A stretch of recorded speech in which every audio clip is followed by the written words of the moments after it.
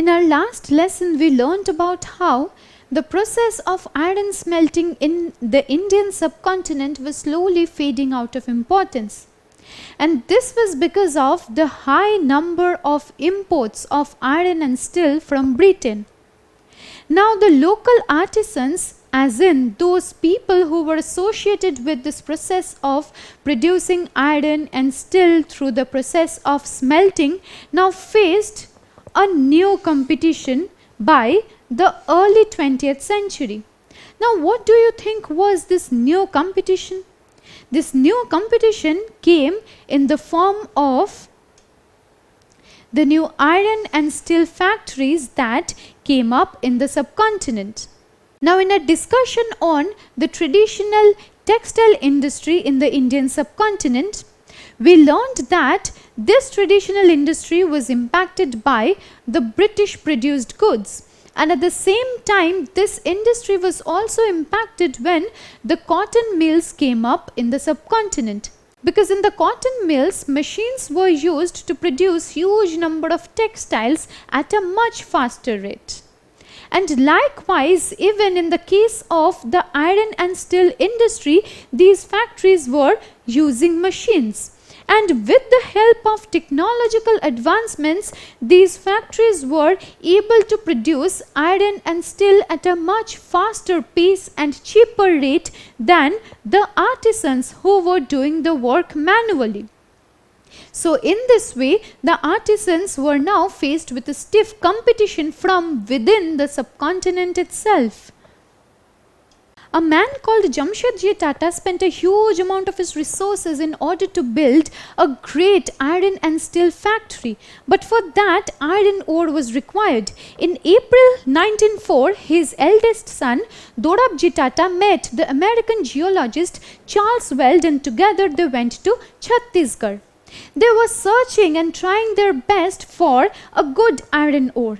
It was a very tiring trek for them, but they tried their best, at the end of which they met certain villagers who were carrying iron ore with them. And upon knowing from them, they learnt that iron ore was available on the hills. They immediately went to the hills. Upon going to the hills of Chhattisgarh, they now found iron ore. So Dorabji Tata and Charles Weld now found iron ore near the Rajhara hills. But when iron ore or any kind of raw material is found somewhere, for the setting up of a factory, different kinds of resources are required. Firstly, water is required for the setting and the running of a factory. And then good transportation is also required in order to transport the finished goods. But the region near the Rajhara hills was very dry, and lack of water in the region near the Rajhara hills compelled the Tatas to continue their search for a more suitable place to set up their factory. So despite finding an iron ore near the Rajhara hills, the Tatas could not establish their envisioned iron and steel factory in this region simply because of the lack of water in this area. But the search for good iron ore continued nevertheless, and in the year 1912, the Tata Iron and Steel Company, that is also known as TISCO, was set up in the present-day Indian state of Jharkhand. Now in Jharkhand, after clearing a huge tract of forest near the banks of the river Subarnarekha, an iron ore was found. And this was also near a river bank, which made it easier for the setting up of a factory, because water is required for the running of a factory. And this place was initially known as Shakchi. But when the Tata Iron and Steel Company or TISCO was set up in this region, this place now came to be known as Jamshedpur after the name of Jamshedji Tata. So this now became the new center of iron and steel production in the Indian subcontinent from the year 1912. Now before proceeding with this lesson, let me ask you a question. In which year was the Tata Iron and Steel Company set up? Was it set up in 1911, 1912, 1914 or in 1918? Well, the correct answer is 1912. It was set up in the present-day Indian state of Jharkhand in a place called Jamshedpur in the year 1912. Now, during this point of time, railways were being established in the Indian subcontinent, and for the establishment of proper railway lines, huge amounts of iron and steel were required. But the expansion of railways in India had provided a huge market for rails produced by Britain. But why do you think it was so? The Tata Iron and Steel Factory was set up in 1912. But why were British rails still being used in the subcontinent? This is because the British experts in the Indian railways could never believe that India could produce good quality steel. They were under the impression that everything good could be procured only from England, which is why at this point of time as well, that is when the expansion of railways was happening, British rails were still being used for this purpose. But it was the outbreak of the First World War that compelled the Indian railways to turn to Tisco for supply of rails. Now, the First World War had changed the face of human history of the world in ways more than one. During the First World War, all the British produced iron and steel were being used for the production of arms and ammunitions that were required by the Britishers to fight the war. They could no longer export the British produced iron and steel to the Indian subcontinent for the expansion of railways. So at this point of time, the Indian railways now turned to Tisco for the supply of rails. So it was the First World War that actually boosted the production of iron and steel at Tisco. And subsequently, Tisco also produced shells and carriage wheels for the war. So Britain required huge amounts of arms and ammunitions to fight the First World War, which is why the Tisco was turned to for the production of shells and carriage wheels. And you will be surprised to know that those Britishers who were initially of the opinion that India cannot produce good quality steel were, by the year 1919, buying 90% of the steel that was manufactured by Tisco.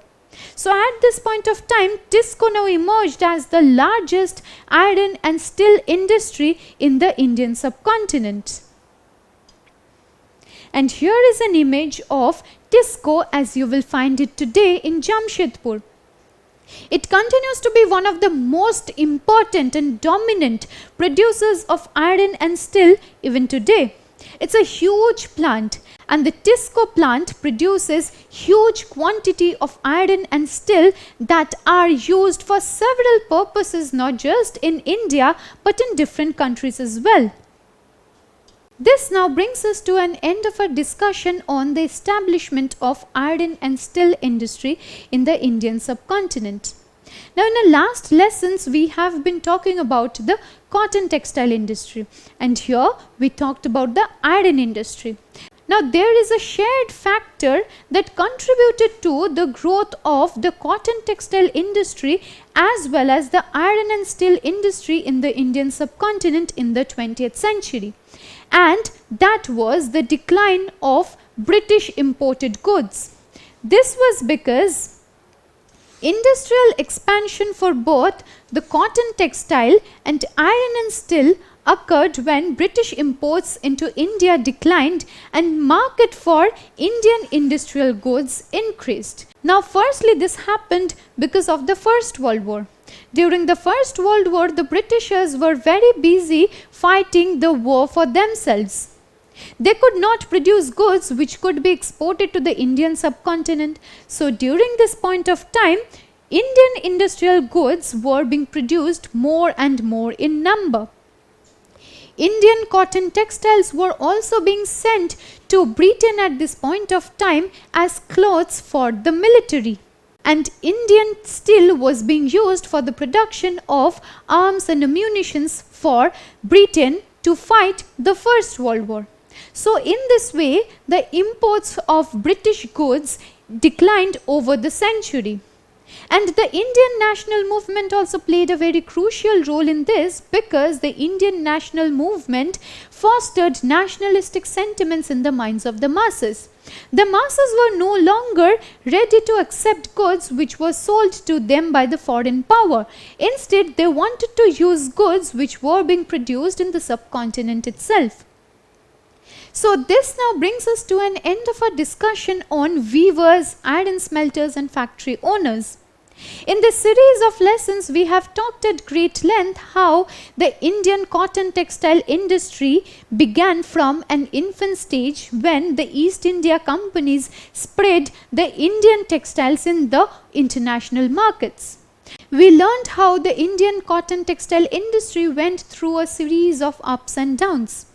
Subsequently, we also took into account the Indian iron and steel industry.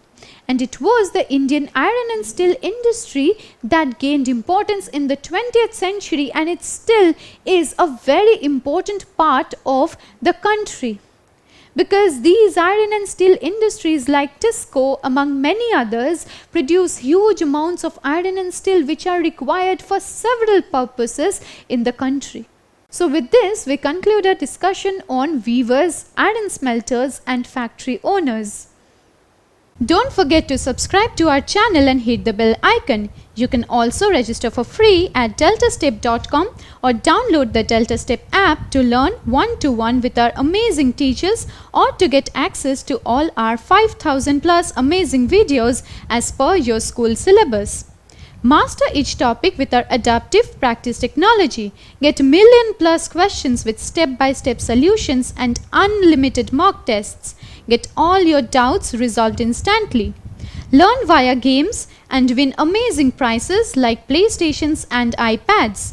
So at DeltaStep, learning is not just fun and easy, it's rewarding too. So register for free now.